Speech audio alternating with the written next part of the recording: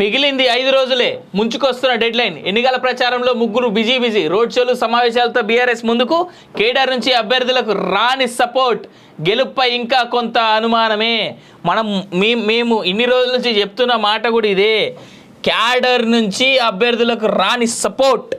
ఎవరు సపోర్ట్ చేస్తలేడు తెలుసా? బీఆర్ఎస్ ఎమ్మెల్యేలు ఎవరు కూడా బీఆర్ఎస్ ఎంపీ క్యాండిడేట్లకు సపోర్ట్ చేస్తున్నారు. ఇగో లోక్సభ పోలింగ్కు ఇక మిగిలింది 5 రోజులే కావడంతో బీఆర్ఎస్ మరింత స్పీడ్ పెంచింది. రోడ్ షోలు సమావేశాలతో పాటు మరోవైపు కుల సంఘాలతోనూ సమావేశాలు నిర్వహిస్తుంది. పార్టీ అధినేత కేసీఆర్, లీడర్లు కేటీఆర్, హరీష్ రావు ముమ్మర ప్రచారం చేస్తున్నారు. అయినప్పటికీ కేడర్ నుంచి ఎంపీ అభ్యర్థులకు పోటీ చేస్తున్న వారికి పూర్తి స్థాయిలో సపోర్ట్ రావడం లేదని పార్టీ నేతలు అభిప్రాయపడుతున్నారు. దీంతో గెలుపుపై ఇంకా కొంత అనుమానమే నెలకొంది. జనాన్ని ఆకర్షించేలా చర్యలు. పోలింగ్కు 5 రోజులు మాత్రమే ఉండడంతో కేసీఆర్, కేటీఆర్, హరీష్ రావులు ప్రచారాన్ని హోరెత్తిస్తున్నారు. ఎంపీ అభ్యర్థులకు మద్దతుగా క్యాంపెయిన్ చేస్తూ తమదైన శైలిలో పాలకులపై విమర్శనాస్త్రాలు సంధిస్తున్నారు. ఏ చిన్న అవకాశం దొరికినా వదలకుండా ప్రత్యర్థి అభ్యర్థులపై మాటలతో విరుచుకుపడుతున్నారు. మరోవైపు కుల సంఘాలతోనూ ఆత్మీయ సమ్మేళనాలు, పార్లమెంట్ పరిధిలోని ముఖ్య నేతలతోనూ భేటీ అవుతున్నారు. గత ప్రభుత్వ పాలనలో చేసిన సంక్షేమ అభివృద్ధిని వివరిస్తూ సపోర్ట్ చేయాలని కోరుతున్నారు. ప్రతిరోజు 2-3 రోడ్ షోల్లో పాల్గొంటూ కేడర్ అంతా పాల్గొనేలా చర్యలు తీసుకుంటున్నారు. ప్రజలను సైతం బీఆర్ఎస్ వైపునకు ఆకర్షించేలా తమదైన శైలిలో చర్యలు తీసుకుంటున్నారు. ఆశించిన మేరకు లభించని మద్దతు అంటూ చూస్తూ ఉన్నాం కదా. ఇగో ఇది అసలైన మ్యాటర్. పవర్లో ఉన్నప్పుడు కేడర్ను పట్టించుకోలే.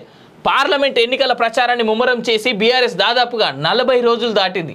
అన్ని వర్గాలతోనూ భేటీ అవుతున్నారు, సమ్మేళనాలు నిర్వహిస్తున్నారు. అయినప్పటికీ గెలుపుపై అభ్యర్థులు కొంత అనుమానమే వ్యక్తం చేస్తున్నారు.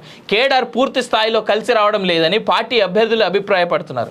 అధికారంలో ఉన్నప్పుడు పార్టీ అధిష్టానం కింది స్థాయి నేతలు గుర్తించకపోవడంతో పార్టీలో సముచిత స్థానం కల్పించకపోవడం, కమిటీలు సైతం ఏర్పాటు చేయకపోవడం, గ్రూపులపై ఫోకస్ పెట్టలేదు. దీంతో కేడర్ సెకండ్ స్థాయి నేతలు అసంతృప్తితోనే ఉన్నారు. అయినప్పటికీ ఎంపీ అభ్యర్థులు మాజీ ప్రజాప్రతినిధులపై ఆధారపడ్డారు.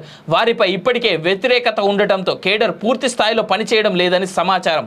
దీంతో ఎంపీ అభ్యర్థుల గెలుపుపై ప్రభావం పడే అవకాశం లేకపోలేదని పార్టీ నేతలే అభిప్రాయపడుతున్నారు. ఈ బీఆర్ఎస్ పార్టీ మీద కానీ, అధికారంలో ఉన్నప్పుడు బీఆర్ఎస్ మీద కానీ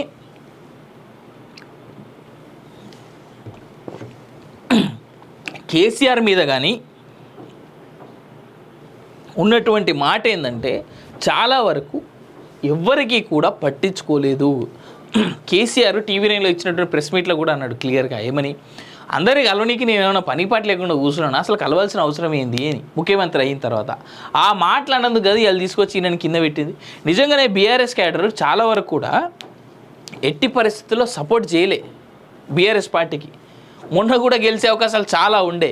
కానీ ఎప్పుడైతే పార్టీ క్యాడర్ని పట్టించుకోలేదో కేసీఆర్ అనేటువంటి వ్యక్తి, లేదంటే కేసీఆర్కి ఉన్నటువంటి మిగిలిన లీడర్లందరూ, అప్పుడే చాలా క్లియర్గా అవుట్రేట్గా కేసీఆర్ ఓడిపోవడం జరిగింది. సో అదే పరిస్థితి ఇప్పుడు ఈ పార్లమెంట్ ఎలక్షన్స్లో కూడా మనం చూస్తున్నాం. ఇప్పటికైనా బీఆర్ఎస్ పార్టీ నిజంగా చాలా బలమైనటువంటి స్ట్రెంత్ లేదా బలమైనటువంటి క్యాడర్ ఉన్నటువంటి పార్టీ తెలంగాణ రాష్ట్రంలో ఏదైనా ఉంది అంటే అది ఈరోజు కూడా బీఆర్ఎస్ఏ. అఫ్కోర్స్ టీడీపీ మూలాలు మనకు కనబడట్లేదు, కానీ టీడీపీ కూడా చాలా లోతైనటువంటి క్యాడర్ ప్లస్ బలమైనటువంటి ఓటు బ్యాంక్ ఉంది. దాన్ని తనదైన శైలిలో కేసీఆర్ ఇప్పటి వరకు కూడా తనకి పనికొచ్చేలాగా, తనకు అనుభవించుకునేలాగా ఎప్పుడు కూడా చర్యలు తీసుకోలేదు అనేటువంటి బాధాకరమైనటువంటి మాట ఈ సందర్భంలో మనం మాట్లాడుకోవాలి.